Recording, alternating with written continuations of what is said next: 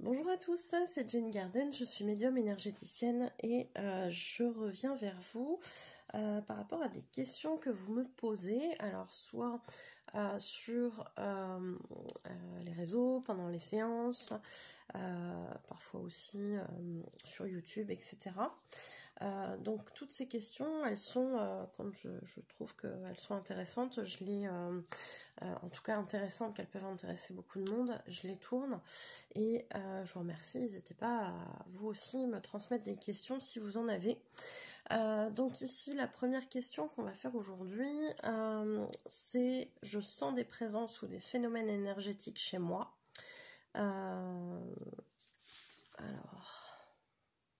Ah oui, c'est ça, des portails, des cheminées cosmotelluriques. Est-ce que c'est dangereux?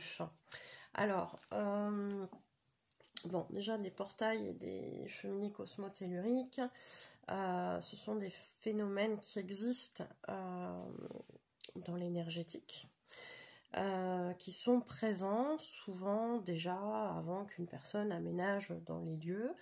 Parfois, ce sont des éléments qui sont déjà présents dans la nature et puis une maison a été construite dessus, etc. Et c'est souvent ça, hein, puisque la nature, voilà, elle n'a pas forcément besoin qu'on mette des maisons un peu partout. Et c'est souvent l'homme qui vient s'incruster en fait dans un état naturel.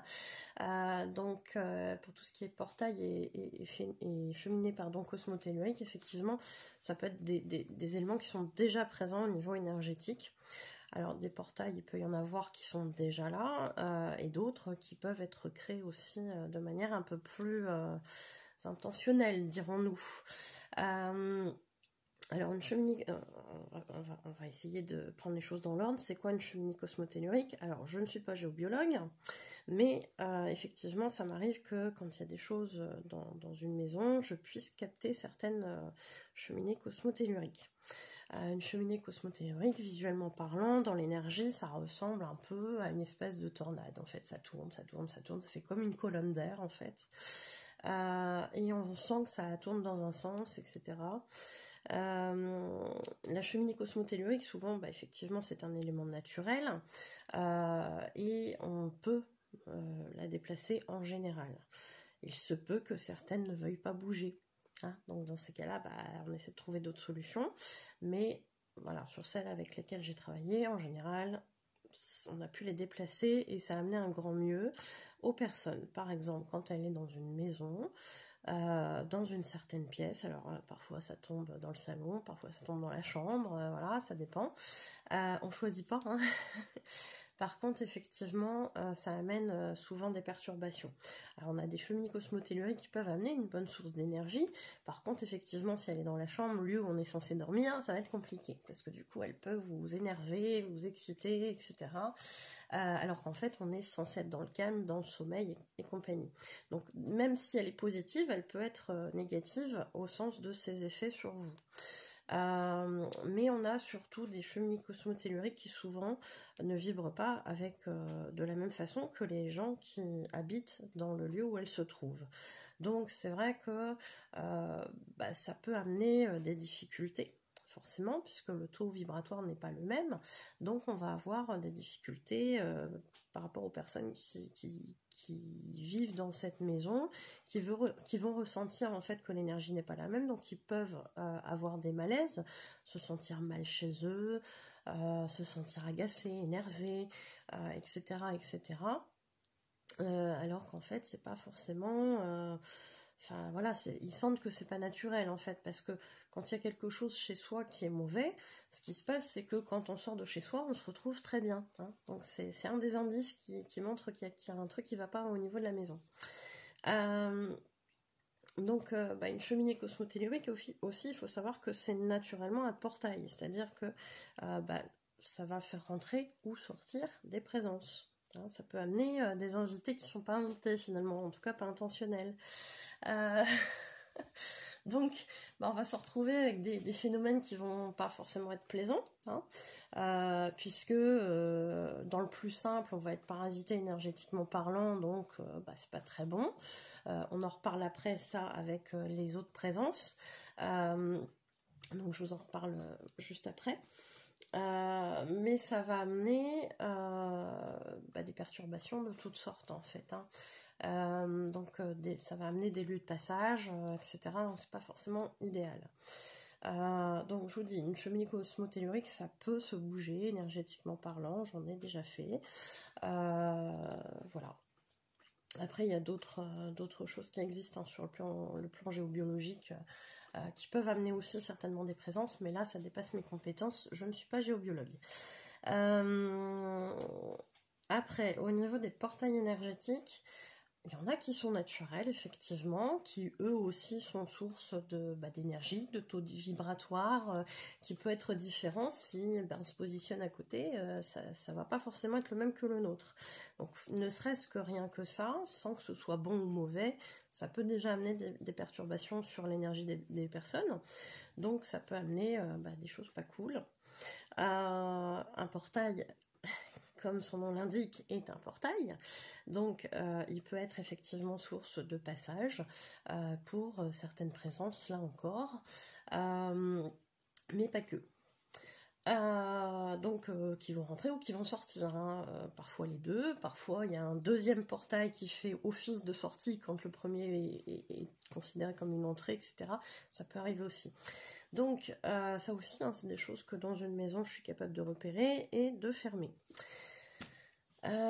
Donc pareil, s'il y a un portail chez vous, au niveau de la chambre, au niveau d'une pièce, etc., ça amène du mal-être, ça amène des perturbations, donc forcément on se sent pas très bien, hein. Ça amène aussi des présences, ça c'est pareil, les effets des présences, je vous le dis après.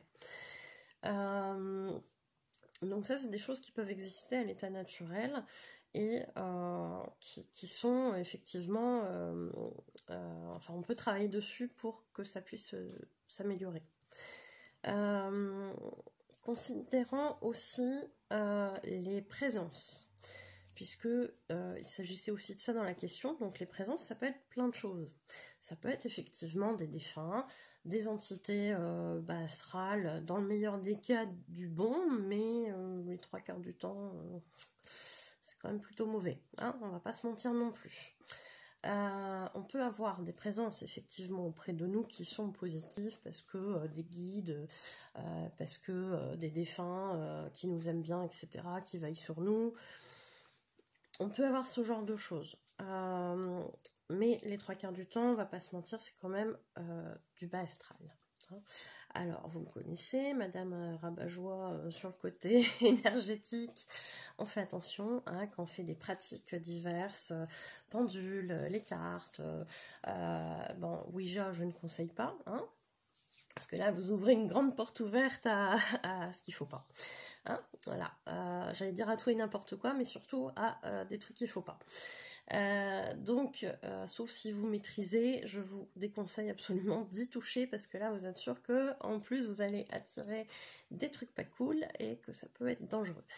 Alors, présence, dans le cas où ce sont des défunts, dans le cas où ce sont des entités lumineuses, comme des guides, etc., pas de souci. De toute façon, quand il y a des guides, on se sent bien quand ils sont lumineux, hein, j'insiste là-dessus, parce que les guides obscurs existent aussi. Donc, quand ce sont des guides lumineux, des présences lumineuses, pas de souci, c'est pas dangereux, ça peut même parfois nous amener du réconfort, du soutien, de l'amour, de la bienveillance, etc. Donc ça, c'est open, c'est nickel, impeccable. Quand ce sont des entités du bas astral ou des défunts, là je dis attention.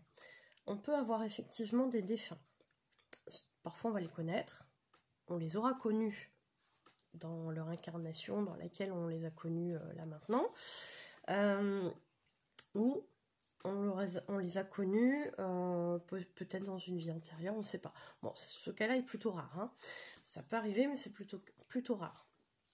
En général, ce qui se passe, c'est que ça va être un parent, une grand-mère, frère, sœur, enfant, etc., qu'on aura connu dans cette vie, éventuellement des amis, des connaissances qui savent qu'on capte certaines choses, etc., qui ont envie de se manifester pour une raison ou une autre, montrer par exemple que ils étaient pas très ouverts à ces choses-là, puis là ils se rendent compte que bah si, il y a une vie après la vie, quoi. Donc ça peut arriver. En général, c'est gentillé, ça se montre vite fait, et après on n'en parle plus. On va avoir des défunts aussi, qui nous apprécient, qui n'ont pas fait quelque chose qui leur tenait à cœur, qui n'ont pas transmis un message avant de décéder, et ça leur tient à cœur, qui vont veiller sur nous, qui ont un message particulier à nous transmettre. Et effectivement, là, en général, quand ils se manifestent à nous, c'est qu'il y a quelque chose à faire, à dire, etc. Et après, ils pourront, entre guillemets, passer dans la lumière. Parfois, ils sont pas bloqués, hein. Parfois, ils ont un truc à dire, ils le disent, après c'est terminé, ils remontent, ils sont descendus exprès, voilà. Ça peut arriver aussi. Ok, donc dans ce cas-là, on fait machin, etc. On leur dit ce qu'il faut. S'il faut aller voir un médium pour transmettre le message, c'est pas mal d'y aller. Puis après, une fois que c'est terminé, c'est terminé. Et on a le cas des défunts ou entités du bas astral qui n'ont pas envie de partir parce que ils sont bien ici, dans le lieu, ils sont bien à squatter la personne qu'ils squattent, et ils n'ont pas envie de partir. Alors c'est vrai que un défunt qui n'a pas envie de partir parce qu'il est bloqué, par exemple, pourquoi il peut être bloqué? Bon bah ça j'avais déjà fait une vidéo à l'occasion, si je la retrouve je vous la mettrai en haut à droite là. Alors blocage défunt, ça je vais me le noter. Hop. Donc un défunt il peut être bloqué pour plusieurs raisons, mais en gros il peut être attaché au lieu, souvent c'est ça. Il y a d'autres choses, mais ça vous verrez dans la vidéo si vous avez envie de la voir. Sur les blocages des défunts, pourquoi ils peuvent être bloqués. Donc on va partir de l'idée qu'il est bloqué dans le lieu parce que c'était sa maison avant, voilà. Et il sait pas qu'il est mort, il tient cette maison, il n'a pas envie qu'on fasse des travaux dedans, etc., etc., parce que pour lui c'est sa maison en fait. Donc il va pas être d'accord de partir. Donc quelqu'un qui va arriver dans le lieu, il va se manifester, voilà, le défunt va montrer qu'il est là, que c'est sa maison. Donc souvent ça va commencer gentiment et puis après ça va augmenter crescendo et puis il peut y avoir des soucis. Entité du bas astral, c'est un peu la même chose. Pour vous informer aussi, et c'est pour ça que je dis ça après, quand un défunt ou une entité du bas astral et là, qu'il soit bon ou mauvais, hein, quand je parle du défunt là, quand c'est bon ou mauvais, il faut systématiquement que ces entités ou ces défunts trouvent une source d'énergie pour se manifester. Ça leur prend de l'énergie. Donc il faut que cette énergie, ils la récupèrent quelque part. Comment ils vont la récupérer, cette énergie? Ils vont la prendre dans l'électricité, donc dans les appareils électroménagers, etc. Donc vous pouvez avoir des manifestations de type la lumière qui vacille, des appareils électroménagers qui se mettent en route ou s'éteignent tout seuls, etc., etc. Mais vous pouvez aussi avoir des défunts, des entités du bas astral qui se nourrissent de vous. En sachant que, effectivement, pour ceux qui n'ont pas de mauvaises intentions, ils se nourrissent pour se manifester, pour peut-être faire quelque chose après dont ils ont besoin. On va partir de l'idée du défunt là, qui est bloqué, qui ne sait pas qu'il est mort, à un moment donné, il va falloir qu'il parte. Ou le défunt qui a un message à passer, donc il va montrer qu'il est là, et une fois qu'il aura transmis son message, il partira, il va plus se nourrir de vous. Ce qui est en revanche plus compliqué pour une entité du bas astral qui vous aura collé à un moment donné. Alors soit effectivement il y a un phénomène énergétique dans votre maison de type portail et cette entité elle sera passée par là, ou alors tout simplement vous avez été collé dans une certaine circonstance parce qu'il y avait cette entité du bas astral qui était là dans le coin sur une personne qui n'était pas forcément très positive, hein, puisqu'ils se collent souvent à des gens qui sont pas très voilà, hein, avec des addictions, de la dépression et compagnie. Donc en fait c'est des gens qui en général vont pas très bien, hein, on va pas se mentir non plus là-dessus. Donc ça peut arriver qu'on soit collé, par des choses comme ça, ou qu'on les récupère autrement. Donc ces choses-là se nourrissent de votre énergie. L'entité du bas astral, son but, ça va être de continuer d'exister, et pour exister, il va falloir qu'elle se nourrisse, qu'elle prenne de l'énergie quelque part. En admettant que la personne avant elle était plus trop bien, l'énergie elle est de moins bonne qualité. Donc il va falloir qu'elle aille la récupérer ailleurs. C'est peut-être pour ça qu'elle vous a collé, parce que vous aviez beaucoup d'énergie par rapport à l'autre personne. Bref. Donc cette énergie, cette entité de bas astral, souvent on va dire ah non, mais moi j'ai pas envie en fait de partir. Tu parles, j'ai mon repas là à 2 cm, moi je suis bien, qu'est-ce que tu veux que je m'en aille. Donc c'est vrai que dans ces cas-là, ça peut être très dangereux. Pareil, on a tendance à dire bah oui, mais moi dans la maison c'est ma tante, ma grand-mère, mon oncle, machin que j'aimais bien, qui m'aimait bien, je vois pas pourquoi ça serait négatif voilà qui se manifeste chez moi. En fait, comme je le disais précédemment, un défunt il a besoin d'énergie, il a besoin de se nourrir pour pouvoir se manifester. Effectivement, peut-être que ce défunt, il n'a pas de mauvaises intentions vis-à-vis de vous. Mais, encore une fois, pour se manifester, il doit avoir de l'énergie quelque part. Et si toutefois cette énergie, c'est chez vous qui la prend, eh bien, effectivement, à court terme, vous ne risquez pas grand-chose. Par contre, à moyen terme et à long terme, ça peut être dangereux pour votre santé. Donc, à la question, est-ce que ces choses-là sont dangereuses, je réponds oui et non. On peut pas trancher ah oui c'est hyper dangereux, non c'est pas hyper dangereux. Moi j'aurais tendance à dire oui malgré tout ça l'est, ou ça peut l'être. Donc on fait toujours attention. L'idéal c'est effectivement que chacun soit dans son propre monde, c'est-à-dire les vivants dans le monde des vivants, les défunts dans le monde des défunts. Chacun est à sa place, chacun a des choses à y faire. Donc un défunt qui se balade dans le monde des vivants, en général, c'est pas naturel. Ça veut dire qu'il y a quelque chose qui les retient ici. Alors, soit effectivement, ils sont pas conscients qu'ils sont décédés, ils sont bloqués, comme on peut le savoir. Parfois on le sait, parfois on le sait pas, mais quand ils sont bloqués, effectivement, ils vont forcément, à un moment donné, être perçus par quelqu'un. Alors après, on est plus ou moins réceptif, ça dépend des gens. Bref. Pardon. Donc, si on a une présence à nos côtés, même si elle n'est pas forcément malveillante vis-à-vis de nous, sur un long terme, et même sur un moyen terme, ça peut amener des problématiques au niveau de votre santé. Donc ça peut amener des problématiques au niveau de votre santé, parce que si on vous pompe votre énergie vitale tout le temps, à un moment donné, vous n'en aurez plus.